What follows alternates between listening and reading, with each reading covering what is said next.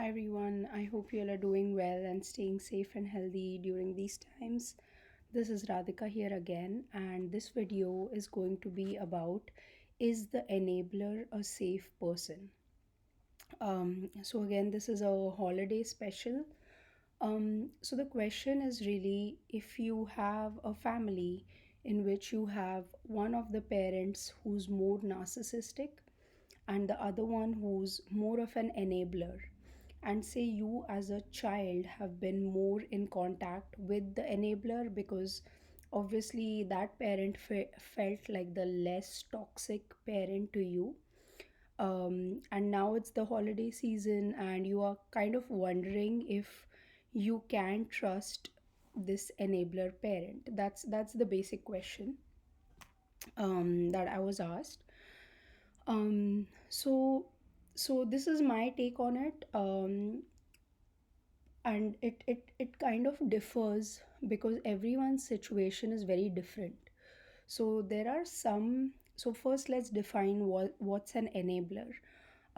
So an enabler is a person who is aware to a certain degree that something wrong is happening in the dynamic, say of your family or whatever situation you are in, and they are aware of it. They are aware of the abuse or the trauma that the situation is causing to you, but uh, due to n number of reasons they don't do much about it or anything about it.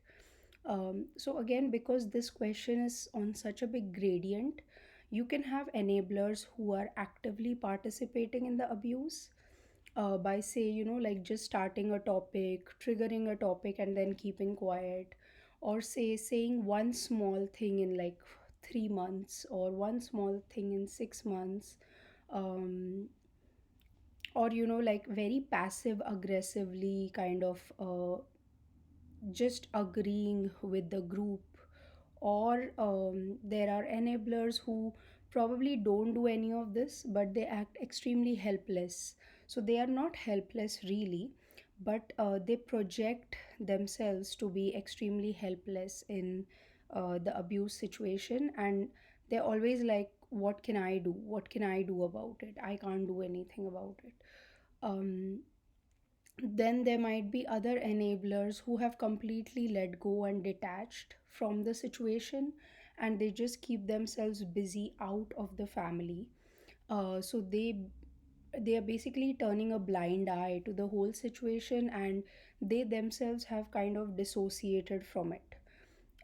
So there could be like a whole spectrum of enablers, and then there can also be enablers who actively do speak up and they will stand up for you, uh, sometimes, but they have such a deep fear of either abandonment themselves, or they have like societal pressure, or they feel like this is the way the world is, like abuse is a part of every family, and maybe they have seen more abuse in their childhood. So they feel like, oh, this is nothing compared to what I saw or what I have been through, or you have it much better than me, that those kind of attitudes. And because of that they kind of keep you stuck in that situation, and they themselves are also stuck in that situation. So they have a very big need to belong to a group. So they might also speak up for you, but at the same time their need to belong to a group is more. And they are not like a scapegoat where they can just like detach from the group and be by themselves and get over their fear of abandonment. They will always be a part of the group, maybe on the outskirts, not doing so much of the bad work themselves. Um, but they do feel safer being part of the group. So this is like the whole spectrum that I explained to you of enablers. Um, but so you will really have to see what is your specific situation, like whoever is the enabler in your situation, how much, um how conscious are they of what is happening, how much of integrity do they have, So where are they falling? Because all enablers, they walk a very thin line between becoming abusers themselves, either by silently watching or by triggering it in some ways, and or they can be like the real balancers of the situation, where they do speak up when the time is needed, but then they also have this really deeply ingrained feeling inside them that this is a family and it has to stay together, so everyone will have to compromise at some point. So if you are in that case, then even as a scapegoat, you might not have it too bad in that family, because you have a balancing factor like this. And it's also important that the enabler is heard of, like heard in this family dynamic. So if the dynamic is completely run by the narcissistic people, then the enabler is not going to have any power here. But I have seen families where the uh, main person in power in the family is not so narcissistic themselves, but there are other people in the family who are narcissistic, and the person who's the head of the family is okay with that, because they feel like, I cannot change or control people's inner nature, but I can be like the justice factor in the family. So it totally depends on your situation. So you will have to determine whether the enabler is a safe person or an unsafe person. But for caution's sake, I always say that do not trust the enabler, because in most cases, the enablers will always take the side of the more powerful party. And in most cases, the more powerful, and by powerful I don't mean like spiritually powerful, but I mean like in the worldly way powerful, like who has more people on their side, who has like spread more news or gossip around, or who has more power in the worldly realm. So that is going to be the narcissistic people, because obviously their ego is very much attached just to the physical reality. So that's why the narcissistic party is usually more powerful, because they are more worldly, and the enabler usually always takes the side of the more worldly people.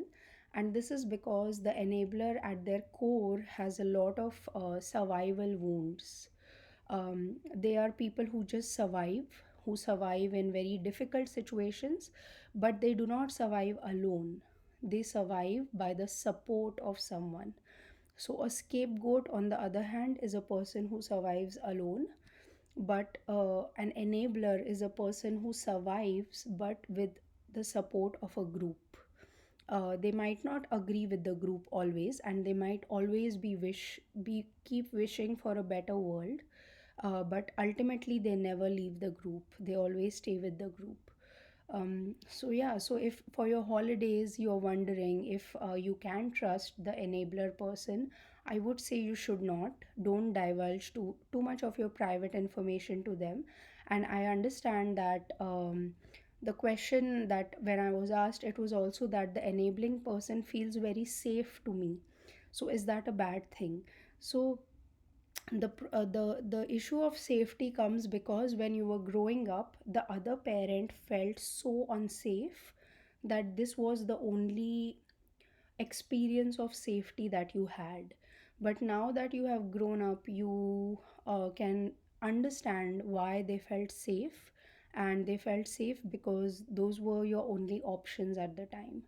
But now that you're grown up, you have better options for safety, and which is basically protecting your private information from the enabler also, because it's never safe with the enabler. It can always go to the narcissistic people, and they can come to know about the things that you want to hide from them. So yeah, so this was this video, again a holiday special. I hope you all are having a good, peaceful, um, nice, restful holiday. And as always, I wish you all a lot of love and a lot of light. Thank you. Bye.